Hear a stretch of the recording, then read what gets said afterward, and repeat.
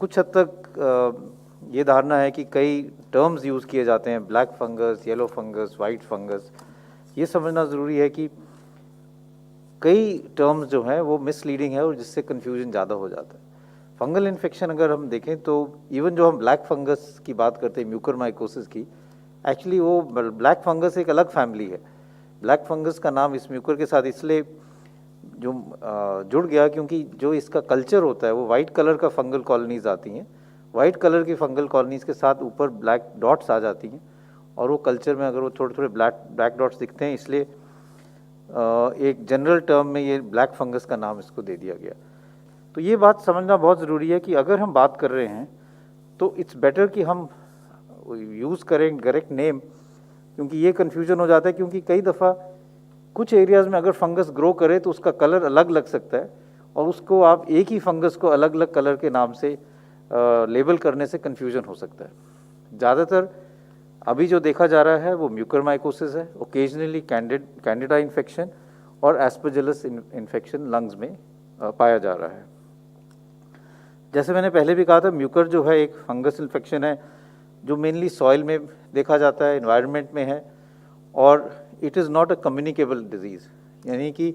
एक व्यक्ति से दूसरे व्यक्ति को वैसे नहीं फैलता है जैसे कोविड फैलता है। तो अगर एक व्यक्ति जिसको म्यूकरमाइकोसिस है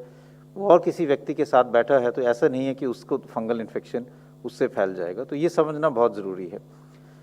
दूसरा ये समझना ज़रूरी है कि ये जो फंगल इन्फेक्शन है 90 to 95% जो पेशेंट्स हैं जिनमें पाया गया है उनमें या तो डायबिटीज़ है या साथ में स्टीरॉयड यूज़ किया गया है। जिन लोगों को डायबिटीज़ नहीं थी या जिन लोगों को स्टीरॉयड्स नहीं दिए गया उसमें ये बहुत रेयरली देखा गया है, इट इज़ नॉट अनकॉमन। कई दफ़ा लोग ये कहते हैं कि ऑक्सीजन के साथ ये है, लेकिन इसका लिंक है, लेकिन कई पेशेंट्स ऐसे भी हैं जो घर पे इलाज कर रहे थे जिनको ऑक्सीजन की ज़रूरत नहीं पड़ी, घर पे उन्होंने स्टीरॉयड्स ले लिए और शुगर उनकी कंट्रोल नहीं हुई, उनमें भी म्यूकरमाइकोसिस देखा गया है जो हॉस्पिटल में एडमिट भी नहीं हुए। तो admission and oxygen is not one factor which is definitely linked with this. Hygiene रखना तो वैसे भी ज़रूरी है, स्पेशली जिनको डायबिटीज़ है, क्योंकि अपॉर्चुनिस्टिक इन्फेक्शन उनमें ज़्यादा है। तो जनरल हाइजीनिक मेजर जो हम पहले से कह रहे हैं कि रेगुलर वॉशिंग ऑफ हैंड्स, अगर आप कोई ऑक्सीजन यूज़ कर रहे हैं तो उसकी ट्यूबिंग प्रॉपरली क्लीन हो। दूसरी चीज़ ये है कि कुछ इसके ऐसे लक्षण हैं जो हम वार्निंग साइंस कहते हैं, जैसे हेडेक है, नाक बंद हो जाना या नाक में क्रस्टिंग होना, नाक से कभी कभी खून आना, या एक साइड में स्वेलिंग हो जाना, आंख के नीचे या चेहरे पे स्वेलिंग हो जाना, या एक साइड पे दर्द ज़्यादा होना और जो है सेंसेशन चेहरे पे कम हो जाना। ये सब जो लक्षण है, अगर किसी को भी ऐसे लक्षण हो और जो हाई रिस्क ग्रुप में है, यानी कि जिनको डायबिटीज़ है, जिनकी शुगर कंट्रोल नहीं है और